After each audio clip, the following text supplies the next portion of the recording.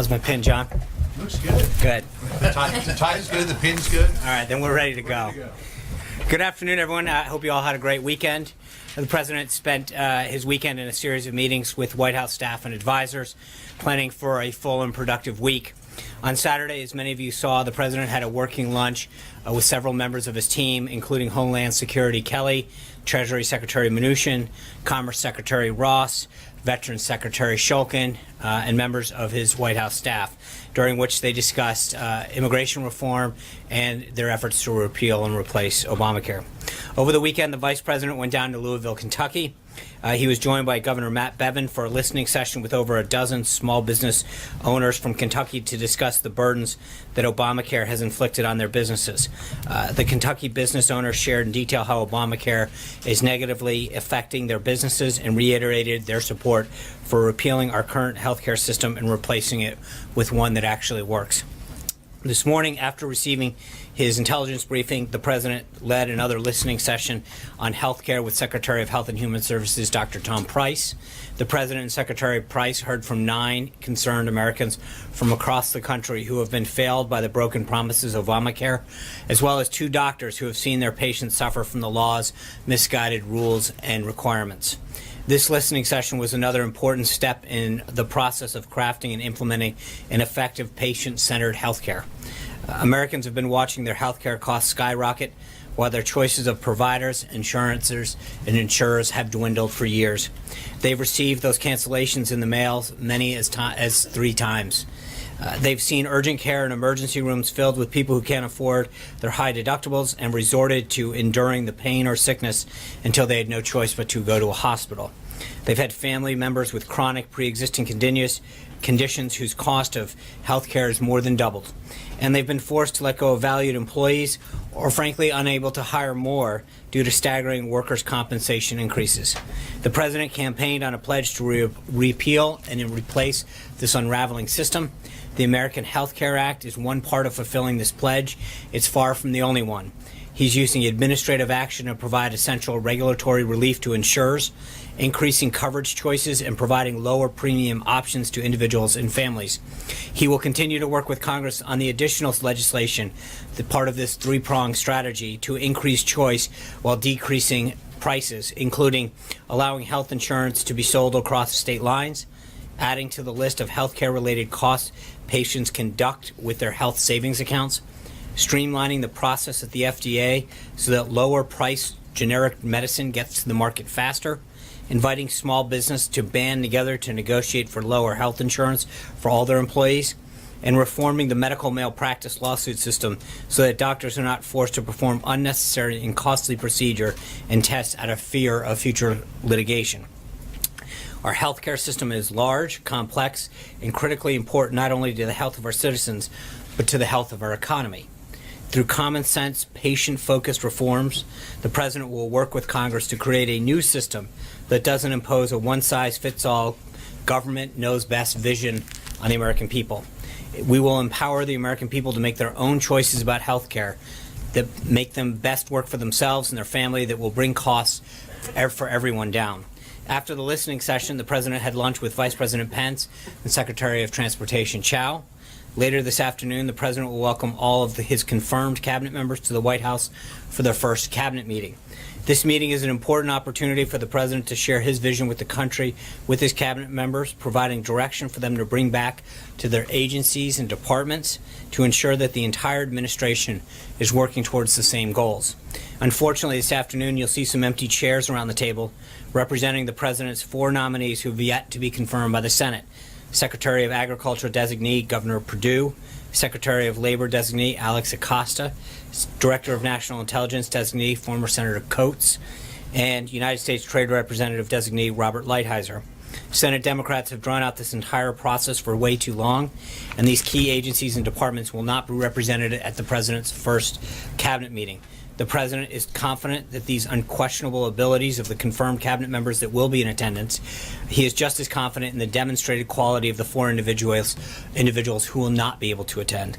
Their absence will clearly be felt as this administration comes together for the first time to receive guidance from and provide counsel to the President on these unique areas of jurisdiction. Following the cabinet meeting, the president will sign an executive order to reorganize the federal government.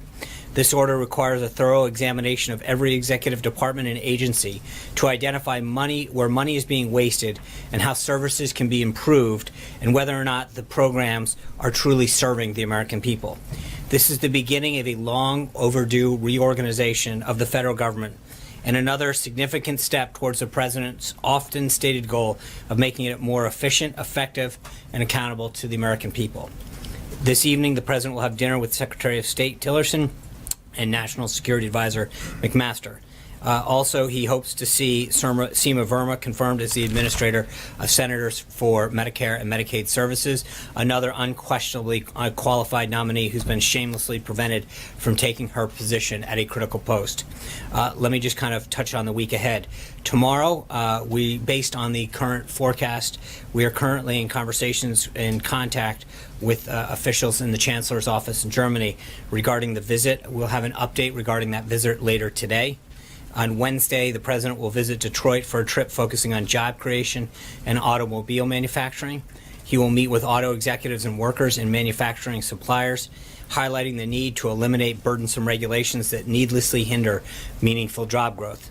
Also on Wednesday, the president will visit Nashville, where he will lay a wreath at President Andrew Jackson's tomb at the Hermitage. And as I told you last week, on Thursday, the president will welcome the Taoiseach of Ireland for the traditional St. Patrick's Day visit. I can also confirm that the Deputy Crown Prince of Saudi Arabia, Mohammed bin Abdulsalam, will have a meeting with the president on Thursday of this week. On Thursday, I will have further details on that visit for you soon. And on Friday, the president will travel to Mar-a-Lago for the weekend. Finally, the president is aware of the forecast for the storm that's currently threatening the Northeast. The president has been briefed by his Homeland Security advisor and the acting FEMA administrator on storm preparations. He has directed his intergovernmental affairs staff to remain in contact with governors and mayors in the path of the storm. He has directed his acting FEMA administrator to lean forward and be prepared to help states should they require federal assistance. We urge everyone to listen to state and local leaders and public safety officials to follow their warning and closure notice. They are the best source of information during that storm. With that, I'd be glad to take your questions. John. Sean, if I could come back to the U.S. Attorney for the Southern District of New York, Preet Bharara, who was asked to resign along with 45 other U.S. attorneys. The president seemed to indicate not too long ago that he wanted Mr. Bharara to stay on in that job, that he was asked to resign like the other attorneys, and then he says he was fired on Saturday when he refused to resign. Did the president change his mind about keeping him on, or was it only supposed to be for a finite period of time? Can you just fill us in? I'm going to refer you to the Department of Justice on that. I mean, this is a standard operating procedure for a new administration around this time to ask for the resignation of all the U.S. attorneys. We had most of them, or a good chunk of them, had already submitted their resignation letter. This is just the final swath of individuals who had not at this time.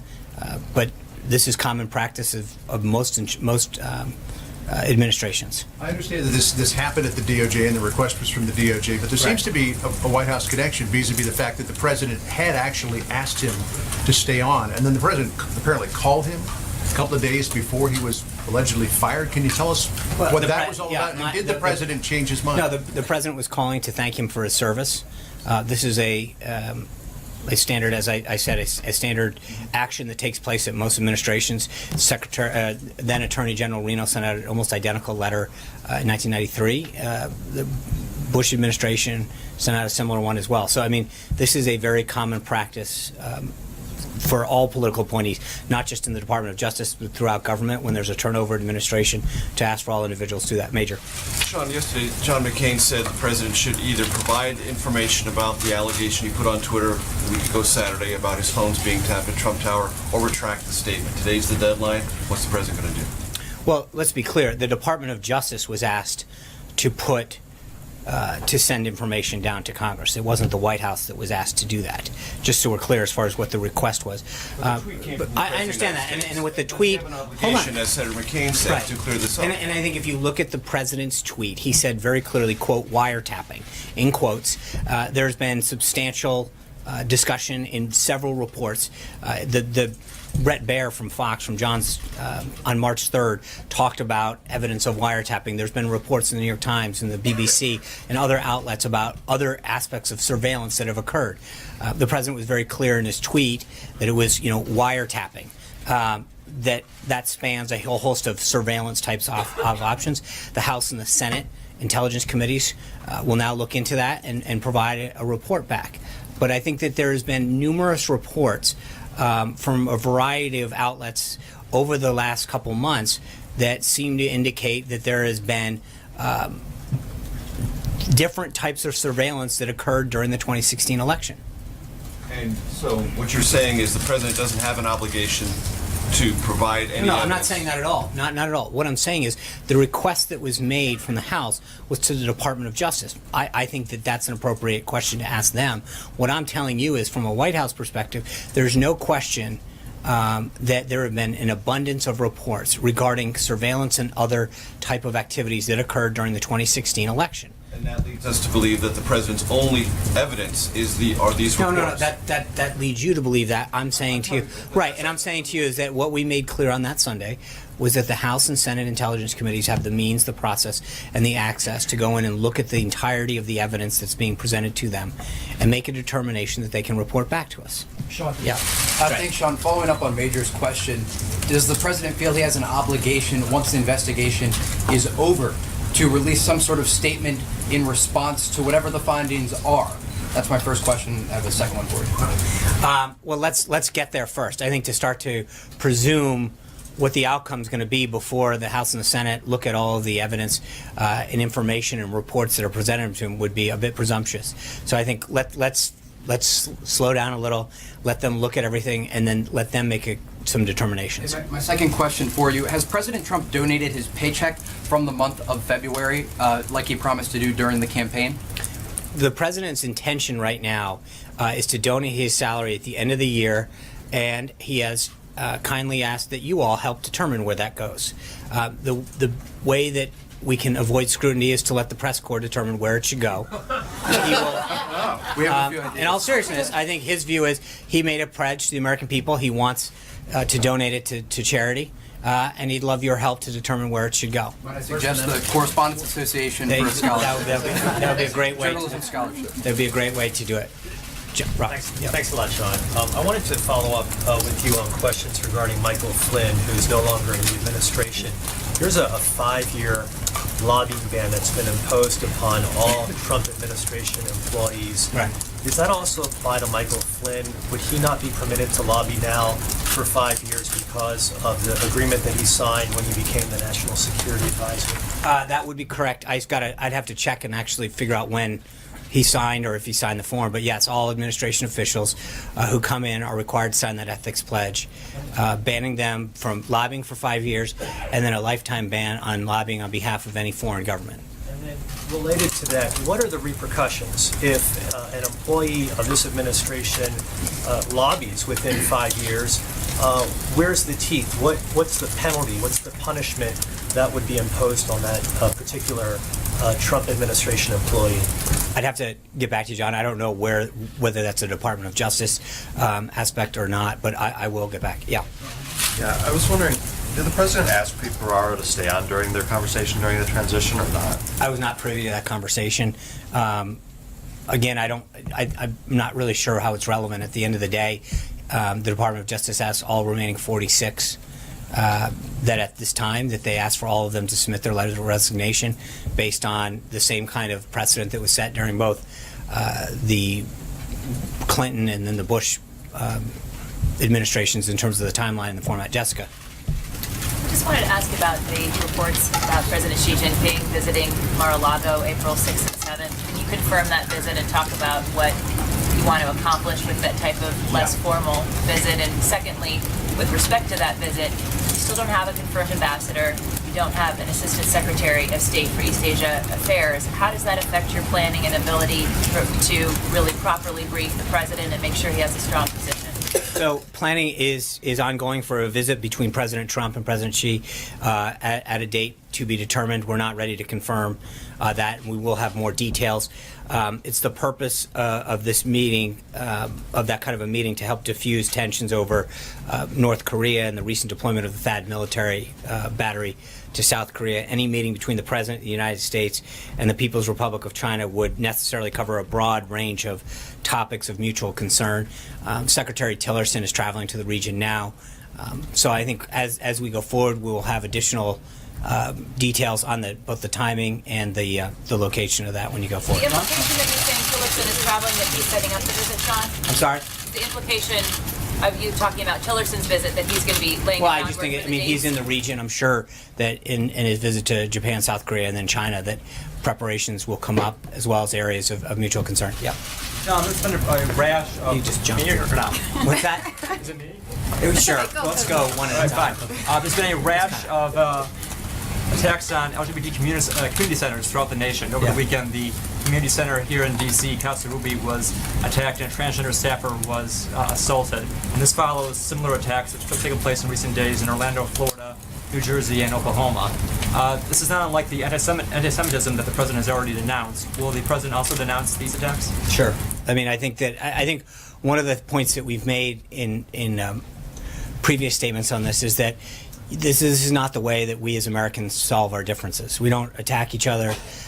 We don't engage in this kind of behavior. I think we have a First Amendment that allows us to express ourselves, and that's the appropriate way. But doing it where you're threatening violence or destruction or vandalism is inappropriate in all of its forms. Connected, though, to the withdrawal of the transgender guidance, do you think? It's what? Is it all connected? I don't believe there is any connection between. I think that would be a stretch, to say the least. Yes, ma'am. Thanks for taking my question. I wanted to ask about North Korea. You mentioned North Korea. Can you tell us a little bit about the review of North Korea right now, and what direction you think the administration is going in terms of the relationship, trying to manage the threat from North Korea? Well, as I mentioned, Secretary Tillerson's headed to the region. He'll meet with his counterparts in South Korea, Japan, and then ultimately in Beijing. That's obviously going to be a major subject. And as I mentioned, when we ultimately meet with President Xi and others, that'll be a discussion of something that he's talked about prior to the resignation of the last South Korean president. It was something that had been part of an ongoing discussion. So there's an internal review that we continue to have. But then there's obviously a geopolitical conversation that we're having with partners in the region as we look to contain North Korea's military threat. Yeah. Thank you, Sean. Can you confirm that any cooperation with Russia with regard to Syria is off the table? And if not, is it fair to say that the forthcoming anti-ISIS plan does include some sort of cooperation with Russia? Well, I'm not going to get into what the plan. I mean, the plan's not done yet. As I mentioned a couple days ago, Secretary Mattis was briefing the principals, and that plan is continuing to evolve. So I'm not going to start to rule out one country, but I think the president has been very clear in the past that if a country shares our commitment to defeating ISIS and we can work to them in an area of shared mutual concern, then we will do so. Second question. The Kremlin spokesperson said that Russian President Putin and President Trump will meet at the G20. Can you confirm that? And would the White House rule out a possibility of a meeting before that? I will follow up on that. I don't have a date. I know that the team is working very actively with respect to bilateral meetings at the G20. I don't have anything for you on that, Roberta. Director Mulvaney said yesterday that he felt the Obama administration had been manipulating the unemployment rate. I'm wondering if that's a view that the president shares, and what evidence is there of that? Yeah, I think he was clearly referring to Obamacare with the number of people, but I would refer you back to him and his comments with respect to how he characterized that. I think he can discuss the precise nature of what he meant on that. Does the president feel that the Obama administration had been manipulating the unemployment rate? I think you know what the president's view is. He's made very clear in the past what his comments were on how those numbers were articulated in the past. And I think there's a question between the total number of people that are employed. And the president's comments in the past have reflected that his big concern was getting to the bottom of how many people are working in this country, and that the denominator, meaning the percentage rate of the total number of people is not the most accurate reflection of how many people are employed in this country, how many jobs we're creating, how many people are getting back to work, how many companies are committing to hiring more people is a much more accurate assessment of where we're headed as a country, where our employment is, where our economy is headed. But to look at a number and say we have 4.7 or 4.8 or 5.9% unemployment is not necessarily an accurate reflection of how many people are actually working, seeking work, or want to work. And if you know how they conduct those surveys, there's a lot of times when people, whether they're older or younger, or because of how long they've been searching for work, are not considered statistically viable anymore, and they're washed away. So I think how you look at the percentage of people working can sometimes be a manipulated number. The number of people that are added to the rolls every month, is a much more accurate understanding of what's happening in the economy. Cecilia. I just want to clarify your answer to Major's question. So will the DOJ and or the administration comply with the deadline to supply information Well, today? remember, it's the DOJ. I mean, again, it's not the request was made of the DOJ, and so it's the proper venue to ask that question of is the Department of Justice. But surely the White House knows whether there is or is not No, evidence you yet. can't, because it's interesting. In the past, whenever we've had these conversations with another agency, the accusation from the press corps is that we're interfering in something. So you can't have it both ways. You can't say that we're interfering with someone when we talk to them. When we don't talk to them, it's surely you must know. So in this major, hold on, hey, major, Cecilia's asking a question. This is So to follow please, up on his point. I understand it. I This comes saw from the the president, TikTok. so- I understand it. That doesn't mean you get to jump in, Cecilia. To follow up on Major's point, though, this is a tweet from the president. Doesn't the president have an obligation? And he to does, and I prove think that the we've made it to make very the evidence clear? right, When and we've made it very clear that we expect the House and the Senate Intelligence Committees to do their job. I think there's a preponderance of reports that continues to come out about surveillance and actions that occurred during the 2016 election. Once they come up with their report, and it was asked earlier today, I think we can talk about the conclusions of that report. But at this time, you can't say that we're going to shift it off to the House and the Senate and then comment every day. That was the entire goal of asking them to look into this further. But will the DOJ comply with this deadline today? I understand. My understanding is that they will, but again, I would ask them what their intention is, and I believe there are certain things that they can and can't do in terms of classification and stuff. But I would leave it up to the Department of Justice to answer for the Department of Justice. Caitlin.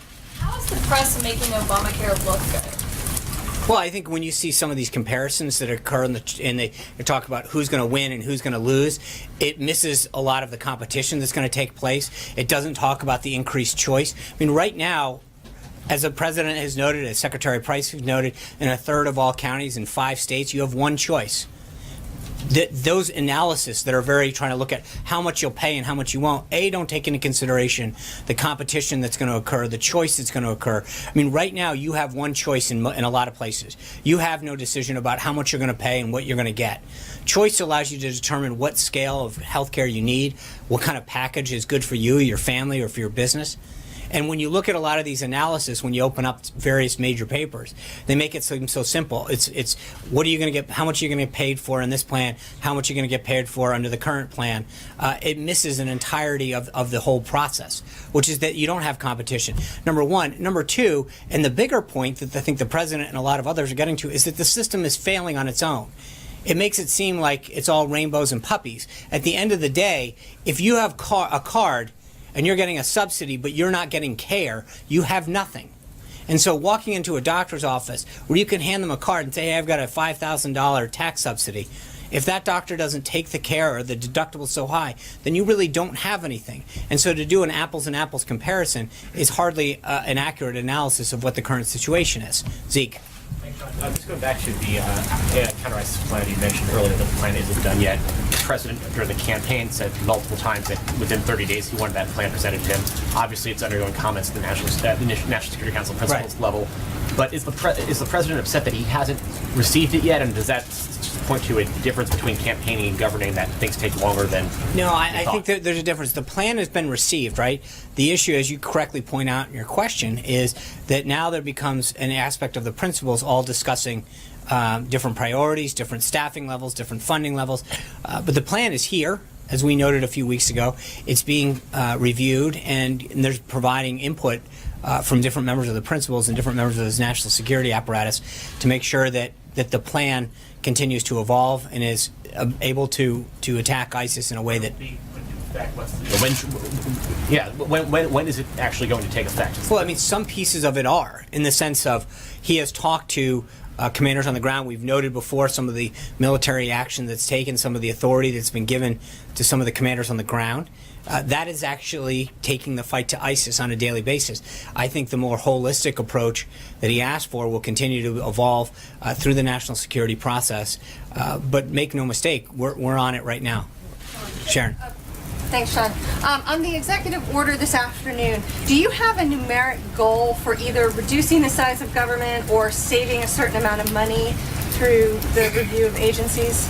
I don't know that Director Mulvaney has a target per se. I think that's part of the issue, is that you go through each one of these and you evaluate them on the merit of what they do or don't do, or whether or not they become bloated or duplicative, or frankly just outdated, or in need of technological advances. But there is a lot of there's no set number that we're driving down to as we review government. Sometimes you just walk into an agency and you realize that agency's mission is no longer relevant, or that it's duplicative in 3 other agencies, or that there are too many people performing a function that no longer exists for a variety of reasons. But that's why the mission is critical, that Director Mulvaney was given the mandate to go out and get all of these different agencies and departments to review themselves and to provide feedback for him as to where we could go. Gabby. Thanks, Sean. You had said previously that the Republican healthcare plan wouldn't be a one-size-fits-all approach, but the current plan preserves Obamacare's health benefits requirements, which literally defines insurance at the federal level. So how do you reconcile those two things? I mean, what's missing right now is choice.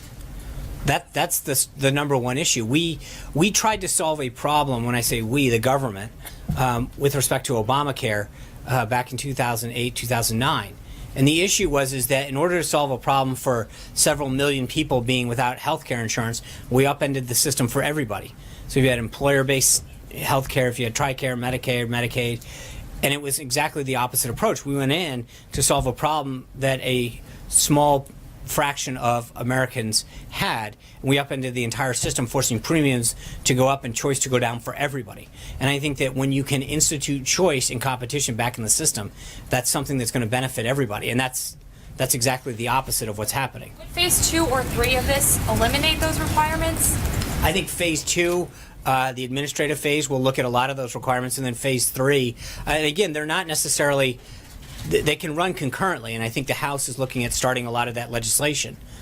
And so, and Dr. Price is already starting to look through a lot of that administrative aspect of it as well at HHS, and figure out how do we start to achieve some of this, to unravel some of these pieces that are there, but instilling choice and competition, allowing people to buy their insurance over state lines, allowing small businesses to pool, allowing the expansion of health savings accounts, are all of those kind of factors that are going to drive down cost, but also having the insurance companies be able to offer additional choices and options for people is in itself going to be a huge bonus. Charlie. A lot of conservatives are complaining that, or suggesting that, the president doesn't fully back the Paul Ryan healthcare plan. Has the president spoken with Paul Ryan about the plan, and have they had any conversations about its future in Congress? They have spoken, yes. I don't know when the last time they have, but the president's fully committed to this plan. I think you saw Secretary Price and Director Mulvaney out discussing that this weekend. They're committed to the plan. And look, I mean, Director Mulvaney made it very clear this weekend as well that if through the process we can find some ideas that make this a stronger, more patient-centric piece of legislation that will ultimately benefit Americans, then we're going to do it. That is not... we're not saying this is the only way forward. As it works its way through the House and then ultimately through the Senate, if there are ways that we can enhance the bill through the legislative process, we're willing to do that. Peter. Want to read us the note very quickly? Would you like to know? Okay, thank you. The President spoke to the Chancellor of Germany. They agreed, due to the current weather, that the meeting should be postponed. The meeting has been rescheduled to March 17th, this Friday. Same schedule of events on March 17th. I'll ask my question if I can very quickly then. Thank you for your assistance with the...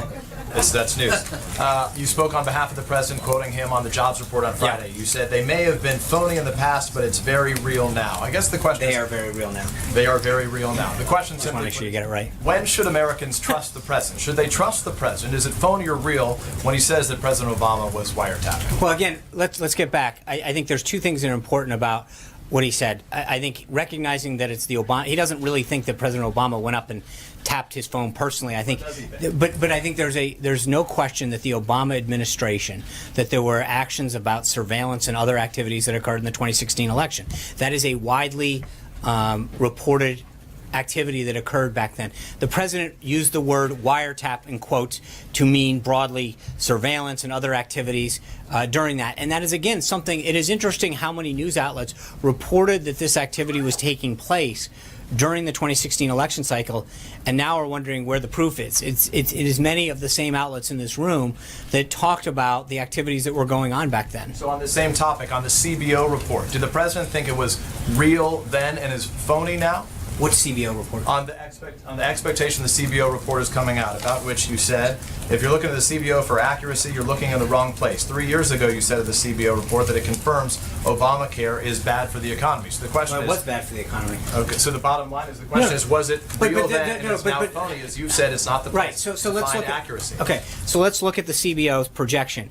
It said their projection on Obamacare was that in 2016 would have 24 million people on it. The actual figure is 10.4 million people, less than half the number of people that it predicted would be insured were on it, and it's declining. So the only point, Peter, is to make sure that people understand, if you're looking to get a bullseye accurate prediction as to where it's going, the CBO was off by more than half last time.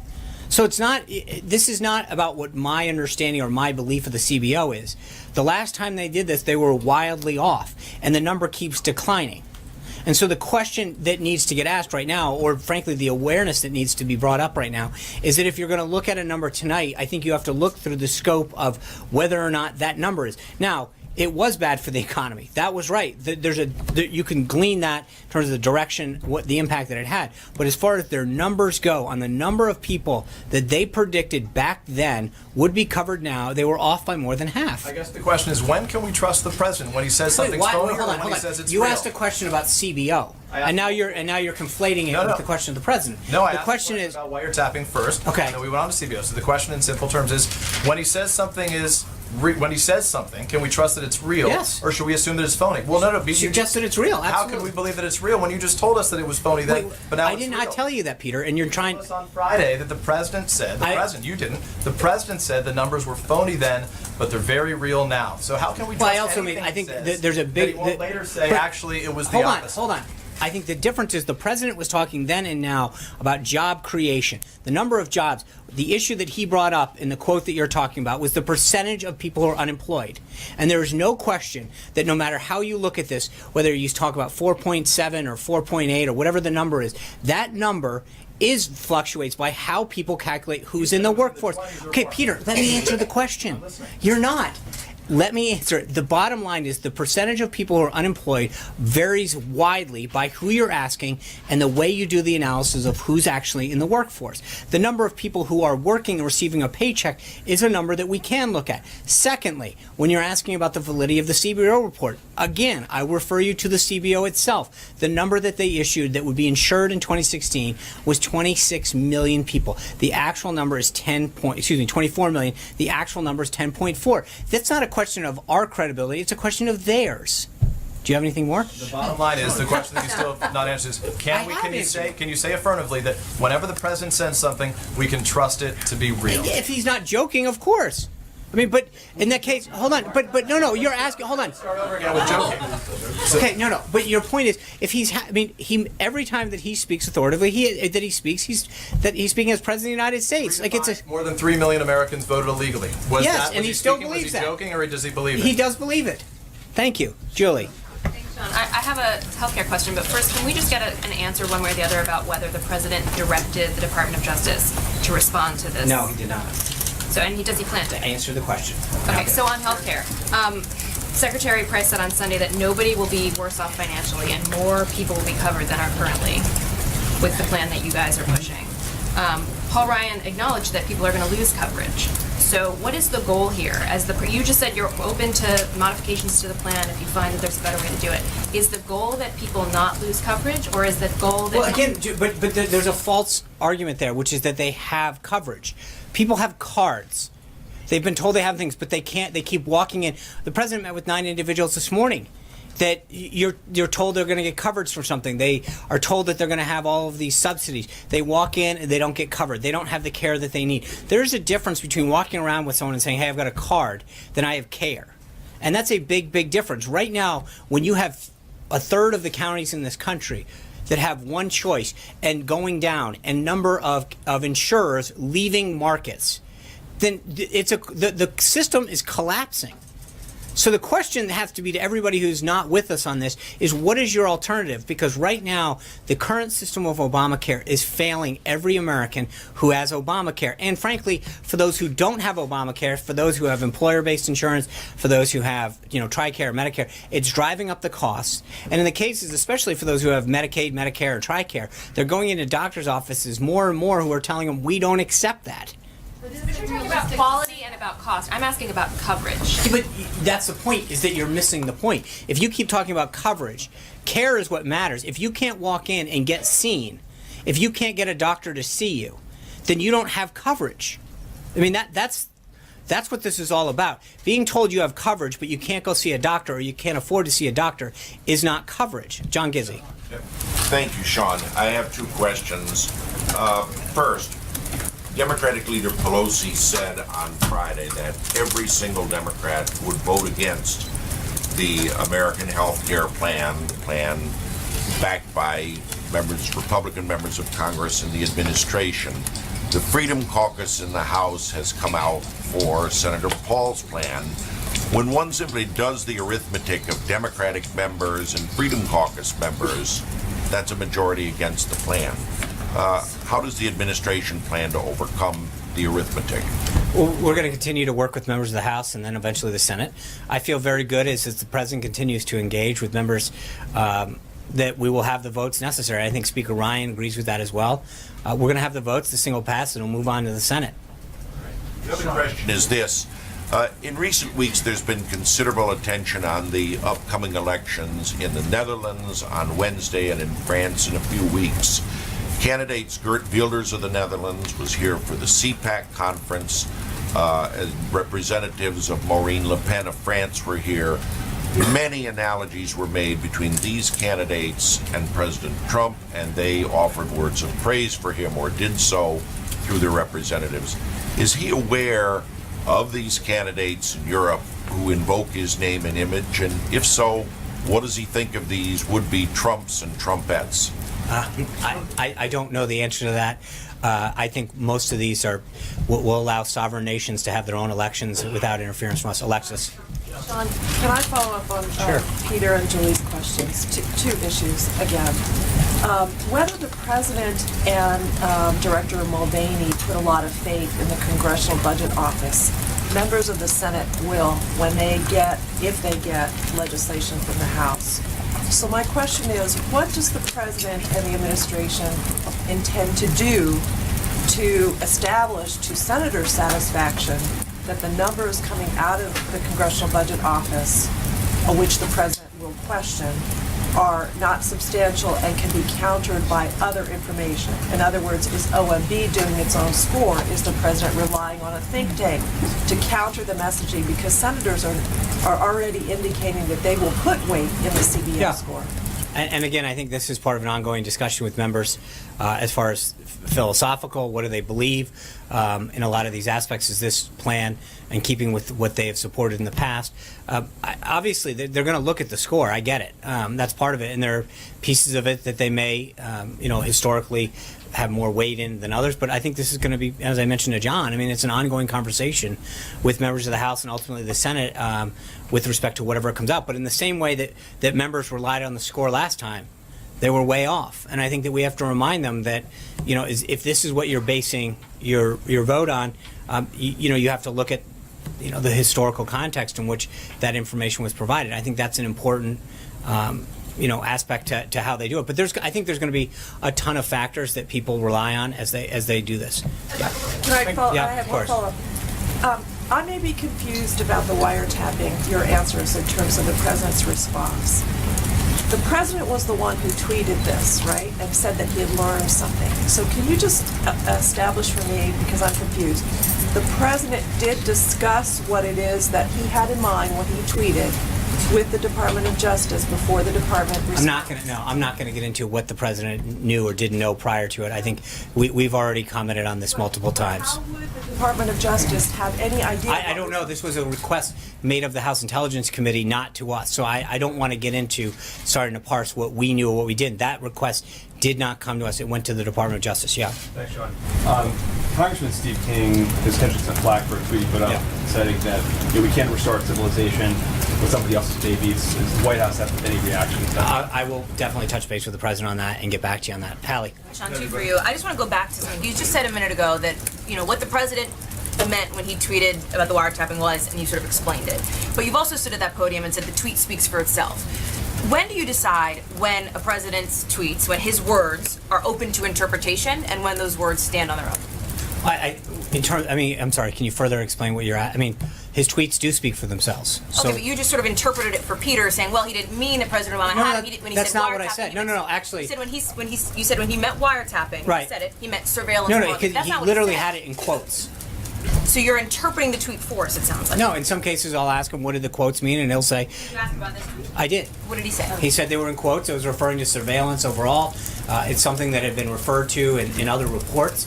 So he cited other reports in his conversation with you? He did, yes. So is that what he was basing that tweet on? Was I'm not, as I just mentioned, it was a good try, but I've already been clear on that. Yeah. Just actually, I just have a second topic for you, Sean. I want to go back to this healthcare idea. Just yes or no, are CBO numbers legitimate or not?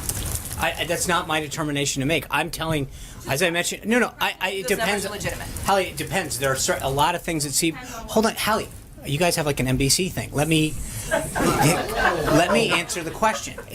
I think when you look at whatever that number is, whether it's budget projections or whatever, I think there's a track record that goes along a lot of times with whether or not the projections in certain areas, whether it's unemployment, budgetary numbers, whatever, are what the track record is. All I'm suggesting to you is very clearly that the numbers that they did the last time they did healthcare were off by more than 50% when it came to the number of people insured. That's not my interpretation. That's a fact. And I think it's important for people to understand the differences. Amen.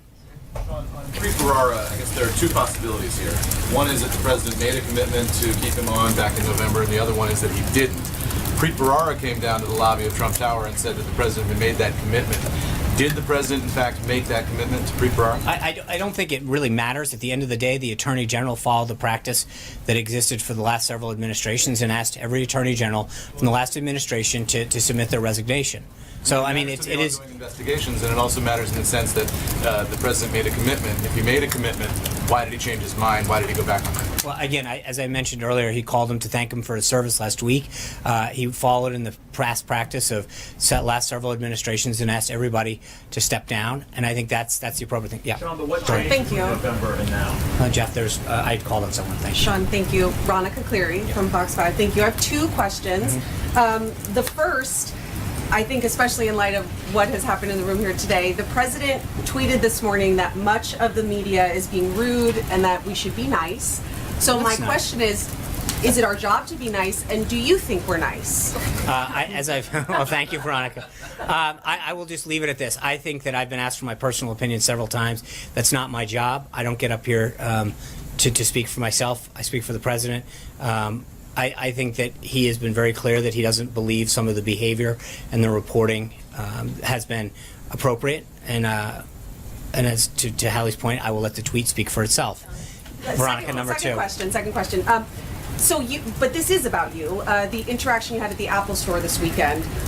What would be, I guess, your message to individuals who want to maybe, I see that woman was, you could argue, very aggressive. If somebody doesn't want to be aggressive and has a question for you, what would be your kind of message to a regular citizen that has an issue? Ask it. I interact with individuals all day long. 99% of them are pleasant, even with people who may not agree with our philosophy or programs or whatever, but it's a free country, and the beauty of it is that people can act how they want, no matter how that's interpreted, and as long as they stay on the right side of the First Amendment, we're good. Francesca. Thank you, Sean.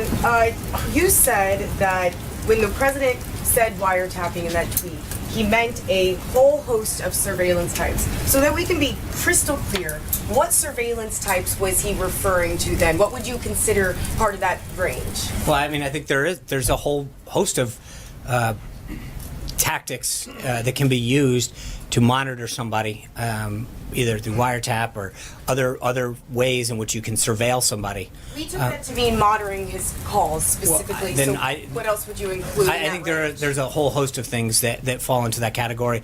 So I'm not sure how you took it, but I think there is a wide range of ways in which somebody can be monitored or followed up on, and I think that if you contacted, one of the law enforcement agencies, they will provide you with a whole host of ways. Thank you all. Be safe tomorrow with the snow. Thank you very much. Take care. Stay safe. Are you briefing tomorrow? Are you briefing tomorrow?